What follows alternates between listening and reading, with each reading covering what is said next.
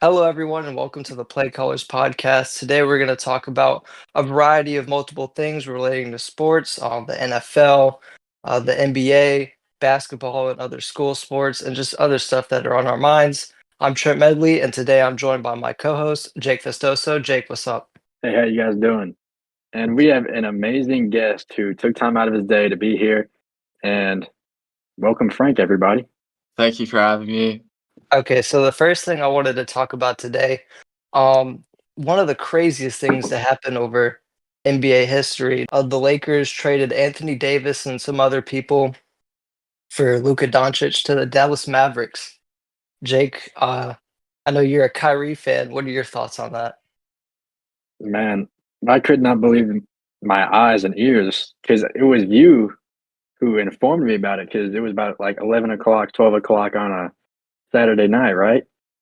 And Yeah, I then mean, yeah, you sent nobody out the saw this text. You just coming. said, "Is this real?" And I was like, "This has to be bad." And yeah, I fell to my knees and it was just bad.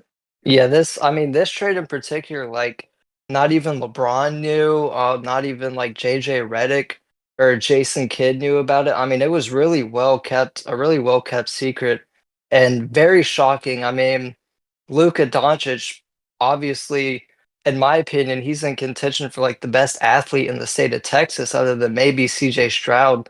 But I mean, he's he was the Mavericks like franchise player and he's only like 25. So I mean, you don't see things, you've never seen anything happen like this other than maybe like Shaq getting traded.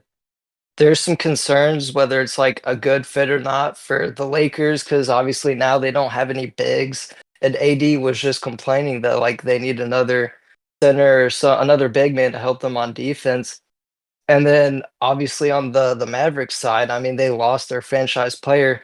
So now they have like a 2-year window to win a championship with Kyrie and AD, which I mean it's still a pretty good team. Like they're in contention, but it definitely shortens their window.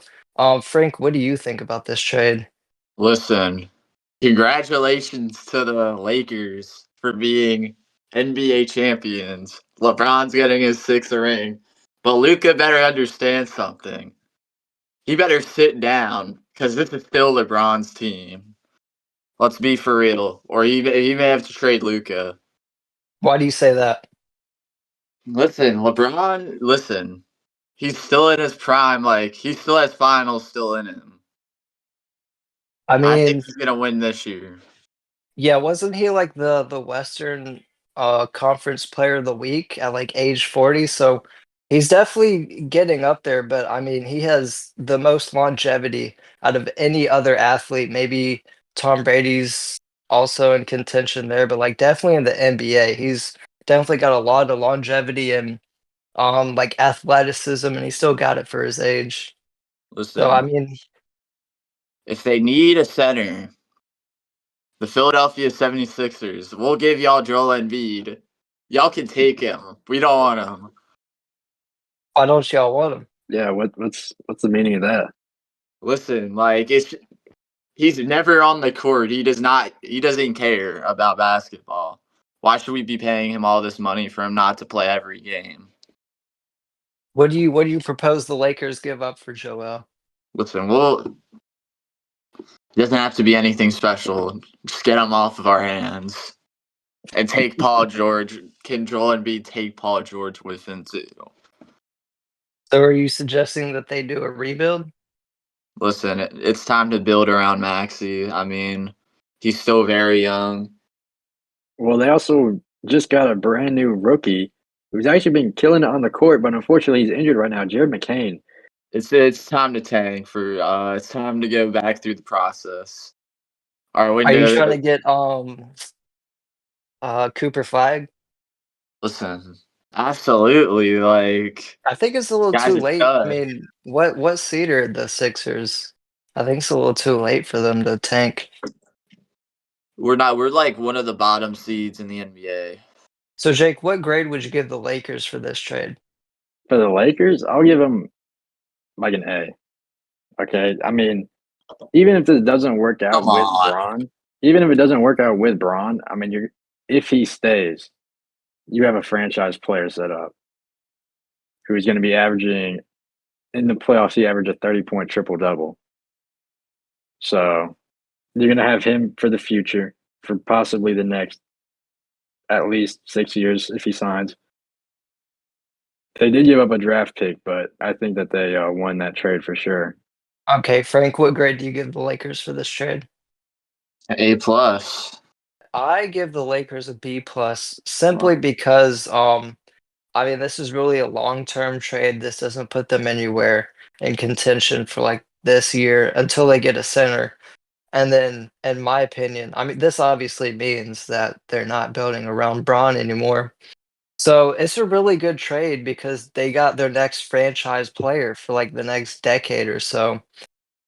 So I would give that like an A plus, but just because of the concerns about Luka's weight or his injury, I heard, I give it a B plus. What grade do you give the Mavs for this trade? Like a C minus. AD is a great player, obviously, and he's great now and probably will be for the next 3 to maybe 4 years. But you gave up at least like 8 years of future superstars. It's a C minus. I mean, you gave away your franchise player for an older guy. You're just trying to make your championship window, like Jake said, smaller. I mean, they're obviously still a good team with AD and Kyrie. I mean, I think that Dallas with AD and Kyrie, they'll be a competitive team for the next 2 years, but I don't see a championship. For sure. I think they are missing like one piece of the puzzle, though. I think if they get someone for the small forward position, like a Jimmy Butler, that's a Yeah, championship but I team. think they've already said they don't want Jimmy Butler. Well, Yeah, someone like him, like a Like small him, forward. yeah. So I think they're good, like defensively. I mean, they have a lot of length and a lot of strength. Well, with that out of the way, another trade that happened, the Chicago Bulls traded Zach LaVine to the Spurs, who traded De'Aaron Fox to the Kings.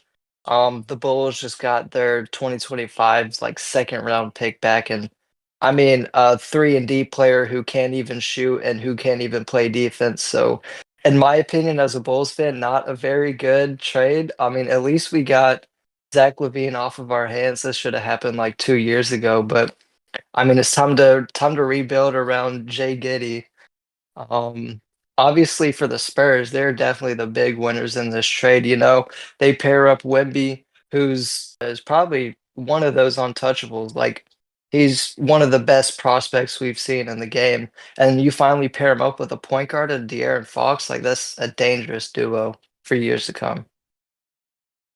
That is a dangerous duo, but I think after the Luka trade, there's no more untouchables in the league now. Yeah, that's Especially true. when something like that can just come out of like closed doors, behind closed doors for the entire time and happen at 12 o'clock at night. I mean, Wemby is a phenomenal player and will probably, if he continues down his career and gets better every year, he could probably go down as the top 5 NBA player of all time. But right now, he's got De'Aaron Fox and Chris Paul. He's got the firepower in the backcourt. Now he just needs to step it up and keep doing what he's doing. And I think they could probably make a pretty good playoff run if they, start winning. I mean, I'm 50-50 and agreeing with you that there are no more untouchables because, like, someone like Luka getting traded is crazy, but I still think people like Giannis, Jokic, and especially Wemby, like, are probably untouchable in my opinion. Frank, what is your thoughts on this? I mean, there shouldn't be any other untouchables. I mean, the 76ers should trade Joel Embiid and get him out of town. Okay, we get the point that you don't like So is like Joel Embiid. your whole like take on the NBA is just wanting to trade Joel Embiid. That's all I'm worried about at the moment. Okay, let me ask you this. Where does this put the Spurs in like playoff contention? Does this make them a Western Conference Finals team? How far does this put them in the playoffs this year specifically? I feel like they're still young. Victor there's still room to grow. I feel like they could make a little run. Maybe I wouldn't say Western Conference Finals, but they could probably get bounced in like I say I can see them making it like to the second round. Best situation. Okay. Who do you see in the Western Conference Finals then? Well, this is tough now because obviously I want to say my Mavs go back to back in the NBA Western Conference Finals, but I mean we haven't seen Anthony Davis play. We don't know that duo chemistry with Kyrie and AD. And we also don't know about the Lakers, how that duo between Luka and LeBron is going to work out. So I think a safe bet would obviously be the Nuggets, but and What about the Thunder? I was gonna say the Thunder, but I'm a hold off on them because Yep. Let's if go. if the Mavericks play the Thunder, PJ Washington is gonna stop any continuation of the Thunder's playoff run. Yeah, I mean the Mavs, like I think they have a pretty good chance of making the Western Conference Finals with. I say Lakers Nuggets. Yeah, I don't. I mean, I think the Nuggets could make it, but I think the Mavericks have a better chance at making like the finals or winning anything than the Lakers do right now. Because, in my opinion, Kyrie and Luka like aren't the best. Like two primary ball handlers, like Kyrie and Luka aren't the isn't the best idea to have on a team. And I just like the fit with Kyrie with AD more because now you have a primary ball handler, and then you have someone who he can go on the pick and roll with, and then he can rely on defense with, and to dominate the paint as well. And the Lakers, like I said, they have no defense, so I just see the Mavericks like as a more realistic team to make the finals than the Lakers. Do the Mavs have a LeBron James? No. No. So they're not better than the Lakers. Okay, So, they didn't have LeBron James last year. The Lakers had LeBron James, and where did they go last year? listen, Not the it's been finals. injuries, but this is their year. LeBron has help. He has his son. LeBron does not have enough help though. Like he maybe he Bro, has Dalton LeBron Connect. Like took J.R. Smith, Amon Shumpert, and that was all these 2018, bums. man. That is true though. He And took all LeBron those really hasn't bums faded to the much from that point. finals. And That was that was 2018. This is 2025. Okay, this is and like seven LeBron years hasn't later. aged.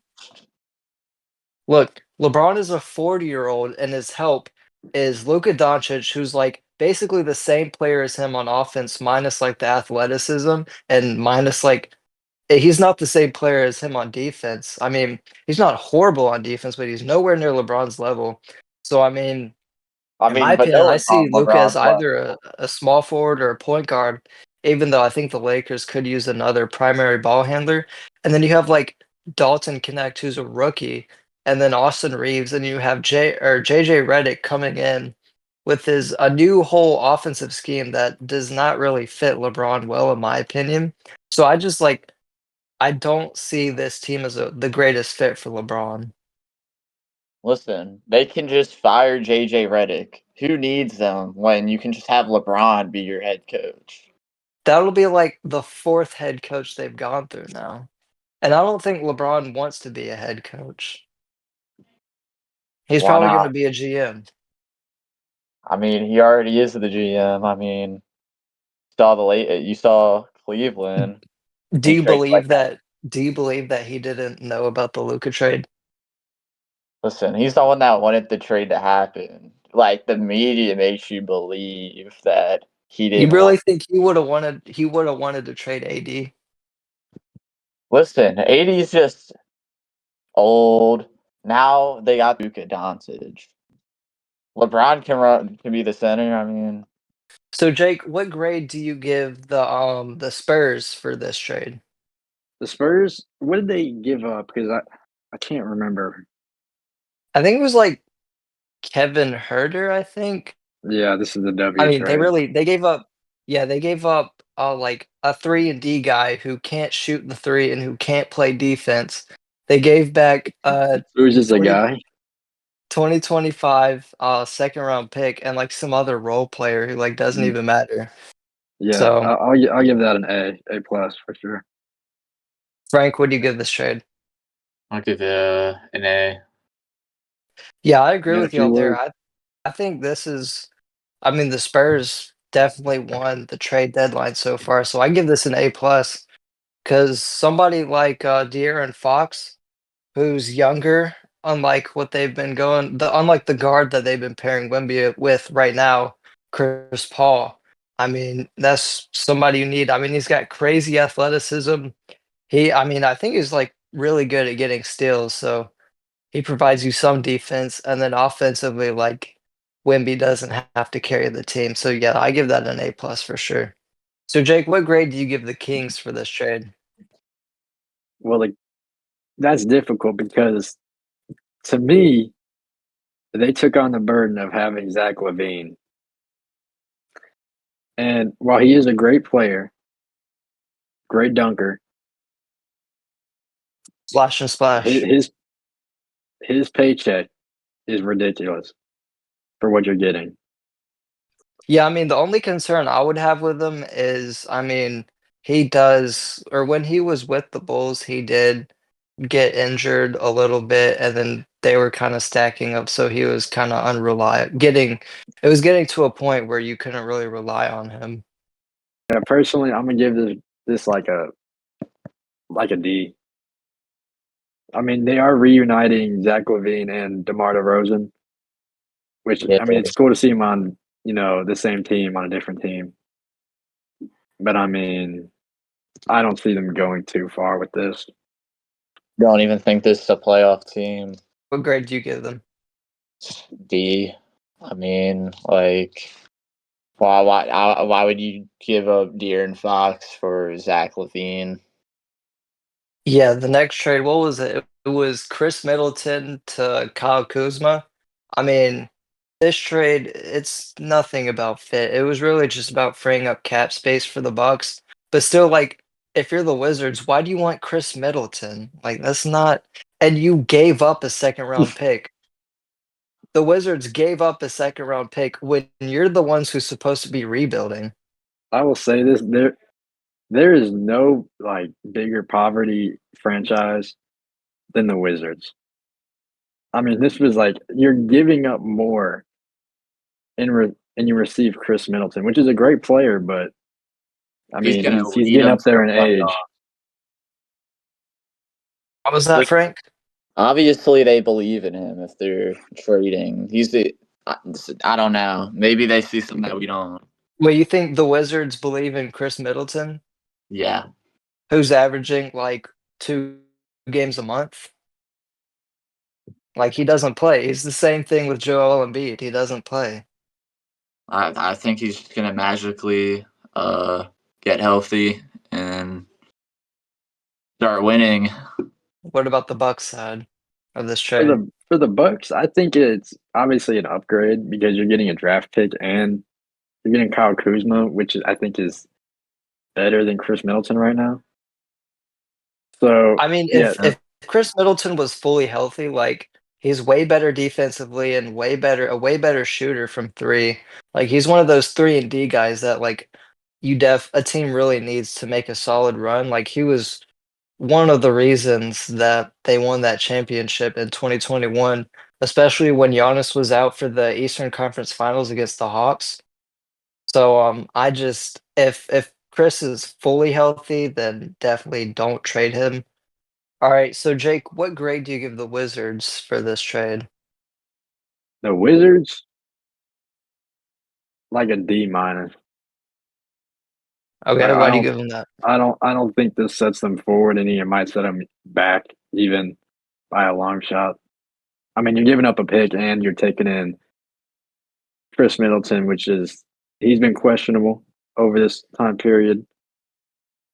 I don't know. I think Kyle Kuzma was, their like star player for the Wizards. Other than Jordan Poole, I mean, I mean, Jordan Poole. I still think that because I think Kyle Kuzma was there longer. He was their like franchise player in a sense. which is kind of sad. But I mean, it's an all like it. I They're don't see them so they're going so anywhere. weird This is not too, helping because their team.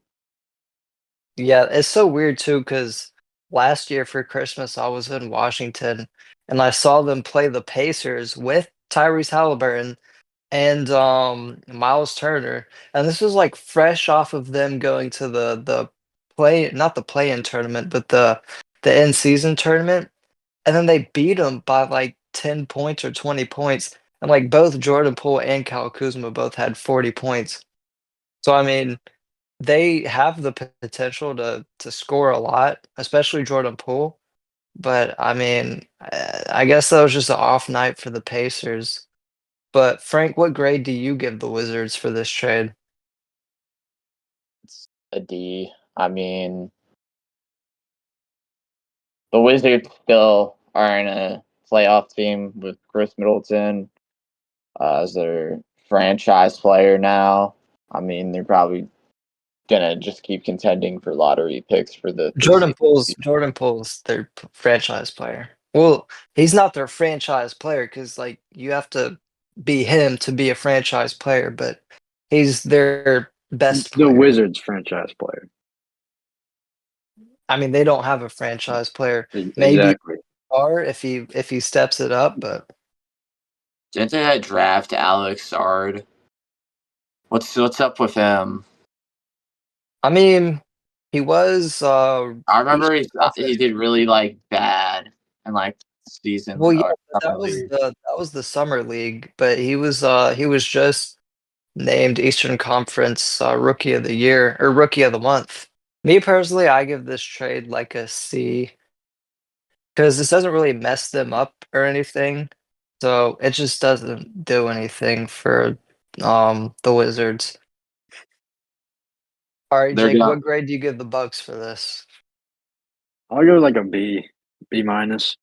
I think it's a B. I mean, it really doesn't mess anything up in Milwaukee. They get a good player in Kuzma. Yeah, I think I give this or I give the Bucks like probably a B plus for this trade because Kuzma's a good offensive player, but he's not very reliable. But it's still better than Chris Middleton, who barely plays. And I mean, this did free up some cap space for them. So just for that reason, I give them a B plus. All right, now we'll move on to the topic of today, the Super Bowl upcoming this Sunday. We have the Philadelphia Eagles facing off against the Kansas City Chiefs, who are looking to accomplish a three-peat. But the Eagles, this is actually a rematch from 2022, where the Chiefs beat the Eagles, beat them pretty badly, kind of embarrassed the Eagles right there. But the Eagles are Badly. coming back. The Eagles are coming back with Saquon Barkley, trying to get their revenge. Something just tells me that the Chiefs are going to win this one, and I'm, I agree I'm with you there. I mean, Mahomes is a crazy. I mean, he's in contention for the GOAT, the greatest quarterback, especially if he gets this three-peat. It took the Avengers 2 movies to defeat Thanos. The Philadelphia Eagles will be Super Bowl champions Sunday. Okay, Listen, who's Super Bowl there's MVP? Saquon Barkley. I mean, it's like these teams have been saying, yeah, we're going to stop Saquon, but they just don't. And we see what happens. Listen, first off, the Giants are idiots for trading him to a division rival. But we see what happens when you put Saquon on a real team and he just runs for 2,000 rushing yards. I've watched pretty much every game this season. At some points, was the whole entire offense. But I mean, when you have Saquon Barkley, your offense can have off days, but not. We also have a very, very good receiving game, and there was question marks about the receiving game coming into the playoffs. But I think the matchup against Washington, I feel like, has proven the haters wrong. Jalen can pass the ball. We have probably a top 5 receiving core with AJ Brown, Devontae Smith, We have Dallas Goddard.